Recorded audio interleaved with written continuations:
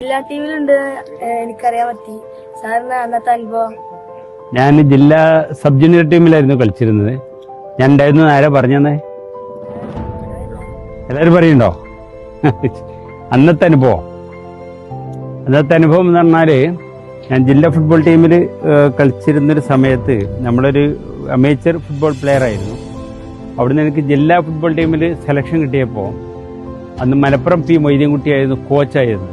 സത്യത്തിൽ അദ്ദേഹത്തിൻ്റെ ആ കോച്ചിങ്ങോട് കൂടി പിന്നെ എൻ്റെ കളിയുടെ രീതിയും സ്വഭാവങ്ങളൊക്കെ മാറി.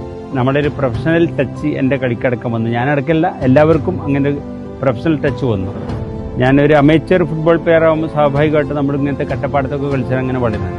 അപ്പോൾ സെലക്ഷന് വേണ്ടി പോകണം എന്ന് എൻ്റെ സുഹൃത്തുക്കൾ നിർബന്ധിച്ച് ഞാൻ മലപ്പുറം ഗവൺമെൻറ് കോളേജിൽ ഫസ്റ്റ് PDC പഠിക്കുന്ന സമയത്ത് അവരെൻ്റെ ബൂട്ടൊക്കെ എടുത്തിട്ട് അവർ വന്നിക്കാണ്. പക്ഷെ വന്ന ആളുകൾക്കൊന്നും സെലക്ഷൻ കിട്ടിയില്ല. എനിക്ക് ജില്ലാ സബ് ജൂനിയർ ടീമിൽ സെലക്ഷൻ കിട്ടി. അതാണ് ഒരു അനുഭവം എന്ന് പറയുന്നത്. പിന്നൊരു അനുഭവം വളരെ രണ്ട് സംഗതി.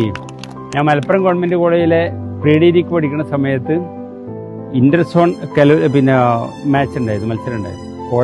കോളേജുകൾ തമ്മിലുള്ള മത്സരം, അത് ഇന്റർ കോളേജറ്റ് മത്സരം. അപ്പോൾ അതിൽ മമ്പാട് MS കോളേജ് ആണ് അന്ന് ഏറ്റവും നല്ല ഫുട്ബോൾ ടീമുള്ള. അത് സുരേന്ദ്രൻ അടക്കമുള്ള ഫുട്ബോൾ സന്തോഷ് ട്രോഫി പ്ലേയേഴ്സൊക്കെ ഉണ്ടായിരുന്ന സമയമാണ്.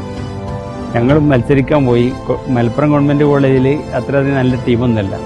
മത്സരിച്ച് ഓരോ 5 മിനിറ്റിൽ ഓരോ ഗോളിങ്ങനെ വന്ന് 8 ഗോൾ എടുത്തിട്ട് ഞങ്ങളാകെ തളർന്നു പോയി. മാനസികമായിട്ടും ശാരീരികമായിട്ടൊക്കെ തകർന്നു പോയൊരു അനുഭവമാണ് ഒന്നുള്ളത്.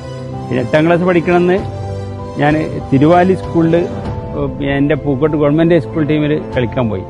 അപ്പോൾ ഞാൻ 8ാം ക്ലാസ്സുകാരാണ്, എല്ലാവരും 10ാം ക്ലാസ്സുകാരൊക്കെയാണ് എല്ലാ ടീമിലും ഉണ്ടായത്.